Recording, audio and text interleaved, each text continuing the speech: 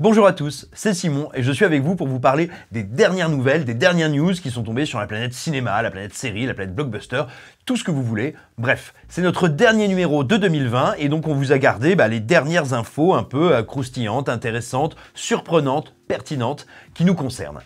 On commence tout de suite avec le démarrage à l'international de Wonder Woman 1984. À l'heure où on vous parle, le film n'est toujours pas sorti aux États-Unis, pas en France et dans pas mal de territoires. Néanmoins, il est déjà à l'affiche dans 32 pays, ce qui veut dire qu'il est actuellement projeté sur plus de 30 220 écrans.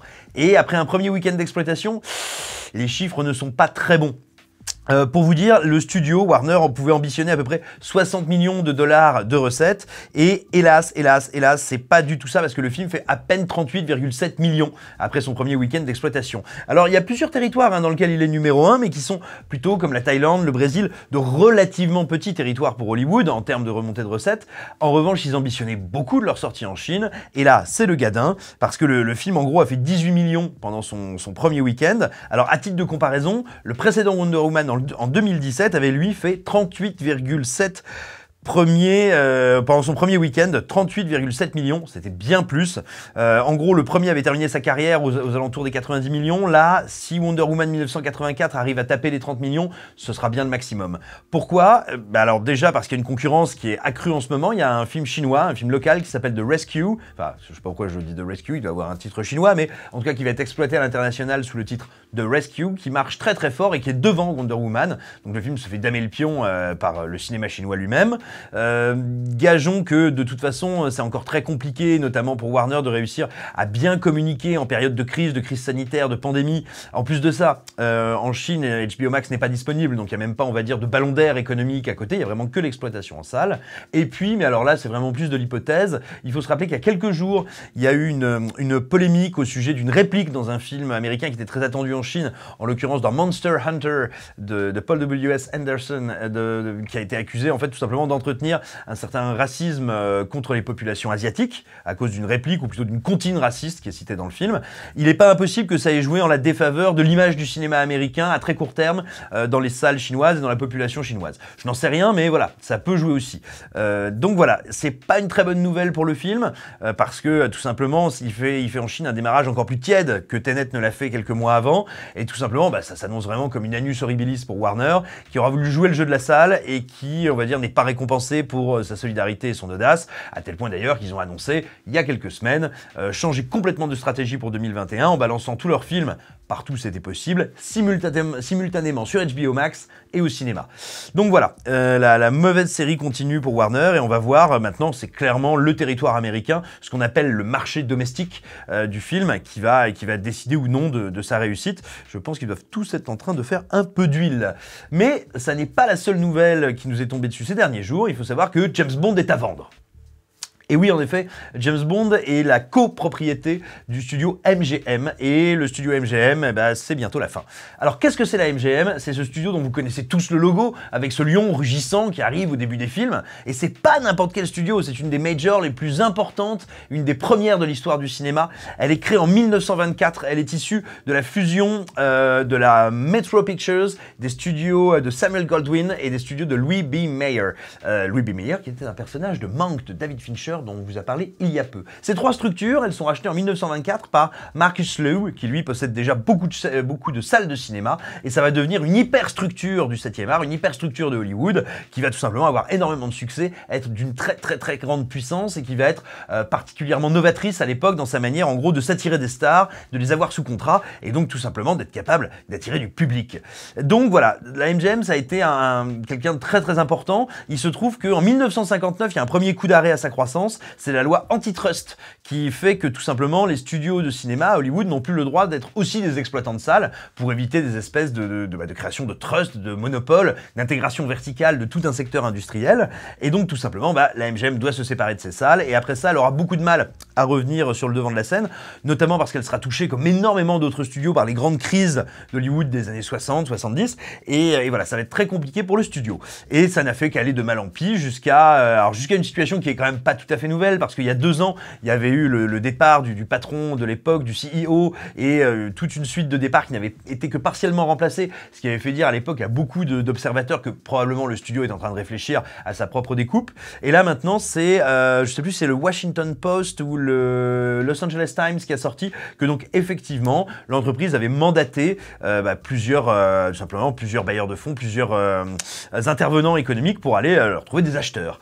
Alors la MGM, ils sont notamment copropriétaires de James Bond, ce qui veut dire que voilà, on va un petit peu voir dans quelle mesure, comment, à quelle sauce va être mangé 007 dans les prochaines semaines, dans les prochains mois. Il est impossible de l'anticiper pour le moment. On entend dire qu'il y a pas mal de rumeurs qui voudraient qu'effectivement Apple, Amazon ou Netflix soit dans les tuyaux pour racheter tout ça, Disney aussi. Alors pour le moment, il est très dur d'y voir clair. Ce qu'il faut bien voir, donc, c'est que la raison pour laquelle ces dernières années, la MGM ne s'est pas vendue, ce que disent les bruits de couloir, c'est que ceux qui en détenaient des parts, tout simplement, voulaient négocier trop haut. Il se dit qu'ils voulaient négocier leur vente aux environs de 7,5 milliards et que le marché, lui, avait plutôt tendance, en tenant compte des lourdes dettes du studio, avait plutôt tendance à le valoriser autour de 5 milliards. Donc logiquement, aucun deal ne s'était fait. Alors ce qu'il faut voir, c'est qu'il n'y a pas que James Bond dans le catalogue de la MGM. On trouve aussi La Panthère Rose. On trouve pas mal d'émissions de télé également, ce qui peut être très intéressant aux États-Unis où des services de streaming essaient d'être les plus larges possibles. Donc je vous disais, on trouve La Panthère Rose, on trouve Robocop, mais surtout, on trouve la propriété intellectuelle de Rocky, ce qui est une saga pour le coup qui a encore beaucoup de succès aujourd'hui. Donc il est assez évident que voilà, c'est un objet. Alors est-ce que la MGM sera rachetée en tant que telle, comme la Fox avait été rachetée par Disney? Est-ce que à l'inverse ça va partir à la découpe? C'est très dur à dire, mais ce dont ça témoigne indubitablement, c'est que le système des studios tel qu'on l'a connu depuis maintenant quasiment un siècle est en train de disparaître et ne reviendra probablement plus jamais. C'est-à-dire que ces structures-là ont fait leur temps, ça faisait déjà un moment qu'elles avaient été, on va dire, digérées par des grandes multinationales, mais maintenant ces grandes multinationales n'envisagent plus la production de contenu, parce qu'il faut dire ça, plus que de la production de cinéma, en réalité c'est beaucoup plus large, et dans leur philosophie c'est du contenu avant d'être du cinéma, et désormais penser avec comme objectif principal le streaming, la SVOD et puis du tout la salle. Donc les mutations de ces derniers mois continuent de s'accélérer et il n'y a pas de raison de voir les choses se refaire marche arrière a priori, en tout cas pas à Hollywood. Et véritablement, c'est une transformation, une mue à grande vitesse à laquelle on assiste. Et puis tout simplement, la très probable fin d'un grand géant de l'histoire du cinéma qui se joue devant nos yeux. Et puis enfin, on va dire un petit mot de The Mandalorian dont la saison 2 s'est achevée il y a quelques jours. Alors je vous préviens tout de suite, si vous ne l'avez pas encore regardé, si vous prévoyez de la regarder, eh bien fichez le camp tout de suite de cette vidéo parce que même si je vais pas tout vous décrire, je vais un petit peu spoiler. Enfin, je vais quand même bien spoiler. Donc voilà, vous êtes prévenus, si vous ne voulez pas être spoilé, partez. Si vous avez déjà vu l'épisode ou si la petite analyse qu'on va vous en proposer là vous intéresse quand même, restez bien évidemment. Que dire donc de cette saison 2 du Mandalorian? Bah déjà, elle va avoir des conséquences, et elle a déjà des conséquences assez fortes sur les projets de Disney, parce que à l'issue du season final de la deuxième saison, on a donc découvert que, en plus de la troisième saison, déjà lancée, déjà officialisée, Disney projetait donc de faire un spin-off qui s'appellera The Book of Boba Fett, qui va être géré conjointement par Jon Favreau. On imagine que comme il est déjà sur Mandalorian, il va peut-être chapeauter ça d'un peu plus loin, mais notamment par Dave Filoni et par Robert Rodriguez.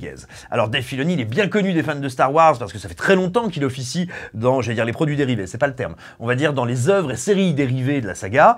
Robert Rodriguez, c'est un réalisateur assez connu quand même des cinéphiles, de Planète Terreur à Sin City, en passant par tout un tas de bisseries plus ou moins rigolotes. Très prochainement, C'est nous les héros sur Netflix. Alors bon, moi j'ai envie de vous dire que cette association, à part Jon Favreau, qui est un technicien extrêmement accompli et un type dont la polyvalence demeure assez impressionnante quand même, comme chef de chantier industriel, il est vraiment très très efficace, c'est indiscutable. Mais bon, Robert Rodriguez, c'est une espèce de tâcheron ultime à qui je confierais pas l'eau des pâtes. Et Dave Filoni, alors il a une fonction un peu de gardien du temple chez Disney manifestement, et c'est pour ça qu'on le prend. Mais moi je suis navré, à chaque fois qu'il réalise un épisode de The Mandalorian, c'est cheap, abominablement cheap. C'est une mise en scène qui est très statique, très scolaire, pour pas dire franchement laide.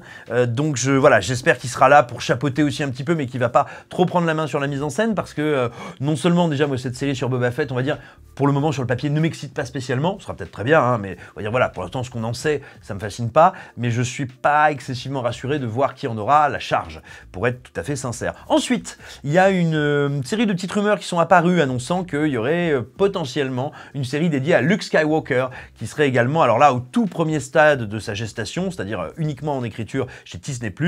Mais attention, il faut bien voir que ça vient de sites qui sont pas spécialisés spécialisés pour leur fiabilité de We Got That Covered et Fandom Wire, qui sont plutôt, on va dire, voilà, des gros réceptacles à rumeurs. Alors de temps en temps, il y en a qui se trouvent être justifiés, mais comme ils n'ont pas de source officielle, qui revendiquent d'avoir des sources anonymes et qui donnent extrêmement peu d'éléments, voilà, il faut vraiment prendre ça avec des pincettes. Pour le moment, dire qu'il y a une série en chantier au sens strict du terme, c'est quand même très aventureux. Néanmoins, ça n'est pas incohérent avec la direction que prend Disney. Alors ensuite, que dire de ce season final en tant que tel? Moi, comme beaucoup de gens qui s'expriment actuellement sur les réseaux sociaux, j'ai gentiment pris mon pied, quoi.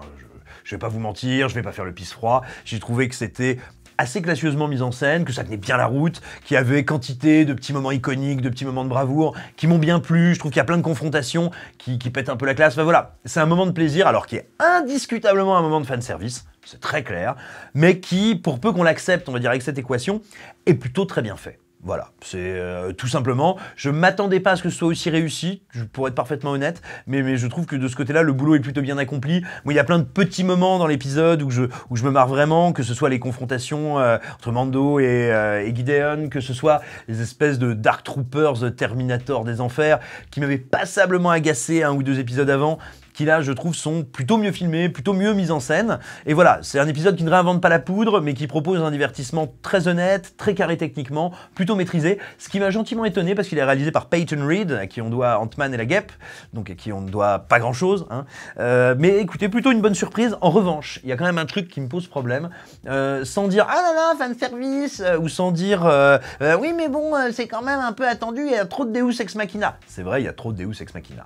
Mais non, moi j'ai un vrai problème, c'est-à-dire que cette orientation de Disney qui semble nous dire actuellement « Ok les gars, vous aimez la trilogie originale, on va décupler à l'infini, on va faire des décalques sans cesse de la trilogie originale », moi ça me pose un vrai problème fondamental, c'est qu'en fait, un gigantesque univers comme celui de Star Wars, il ne tient pas sur ses piliers, on va dire, uniquement du fait de ce qu'on en montre, il tient aussi du fait de ce qu'on n'en montre pas. C'est parce qu'il y a d'immenses zones d'ombre, c'est parce qu'il y a des choses que vous pouvez imaginer, c'est tout simplement parce que c'est une espèce de carte qu'on ne devrait pas pouvoir tout à fait cartographier, et donc qui réclame que nous l'imaginions, que nous la pensions, que nous-mêmes, nous la fassions exister, nous la fassions travailler. C'est ça en fait qui fait que cette toile ne s'écroule pas sous son propre poids. C'est ça qui fait en fait la véritable richesse d'un univers qu'on appellera univers étendu. Parce que ça aussi c'est une des particularités de l'histoire de Star Wars, qui a existé bien avant que Disney ne rachète la licence. Ben, c'était tout simplement une quantité d'inventions, de trucs faits par des fans, de périodes où il y avait des comics, des romans, enfin bref, un espèce d'univers foisonnant, mais qui ne se pensait pas comme réduisant à chaque fois sa lorgnette. Parce que par définition, si vous vous dites, bon maintenant on va faire des séries sur tel personnage secondaire, puis on va découvrir ce qu'a fait tel héros, c'est ce qui arrivera avec Obi-Wan, pendant qu'en gros la caméra n'était pas sur lui, et bien tout simplement, on enlève les zones d'ombre, et surtout on réduit de plus en plus l'ampleur, notre capacité à raconter quelque chose. Moi ça me gêne pas du tout qu'on choisisse, on va dire, la même ligne temporelle que la trilogie originale, vraiment, ça me pose aucun souci. Mais pourquoi ne pas aller chercher ce qui se passe à un moment dans une autre galaxie, sur une autre planète, avec d'autres personnages, d'autres Jedi? On peut en décliner à l'infini. Le fait de se cantonner, comme Disney semble vouloir le faire, toujours à des identités remarquables, à des personnages ou des éléments déjà connus de l'univers, c'est s'interdire de créer, c'est rester quand même un petit peu contraint par ce qui a été fait avant, et je pense qu'en réalité, paradoxalement, ça n'est pas enrichir l'univers, c'est prendre le risque de l'affaiblir et de l'assécher.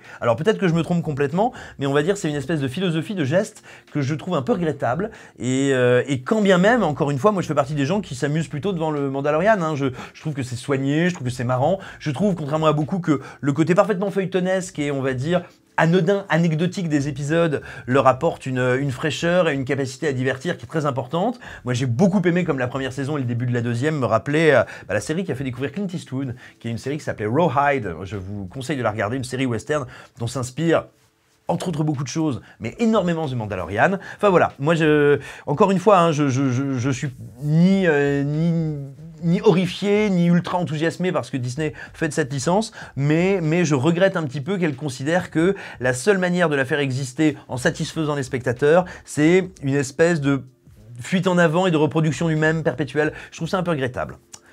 Voilà, c'était notre dernier Breaking News de 2020. Vous rassurez-vous, on revient dès le mois de janvier. Et puis, entre-temps, il va y avoir plein de vidéos qui sont déjà prêtes pour vous sur les prochaines sorties de Netflix, de Disney+, les prochains trucs de cinéma. Enfin voilà, on a plein de trucs qui arrivent dans les jours qui viennent et sur le site et sur la chaîne. Ça fait une excellente raison pour que vous vous abonniez, vous tapiez la cloche, vous laissiez un commentaire, un pouce bleu, tout ce que vous voulez. Écoutez, occupez-vous bien de Noël, bien de votre famille, bien du réveillon, bien de la dinde. Nous, on s'occupe de votre papa, de votre maman, de votre petite cousine, du chien, du chat et de tout ce qui passe à portée de regard. On vous fait de gros bisous.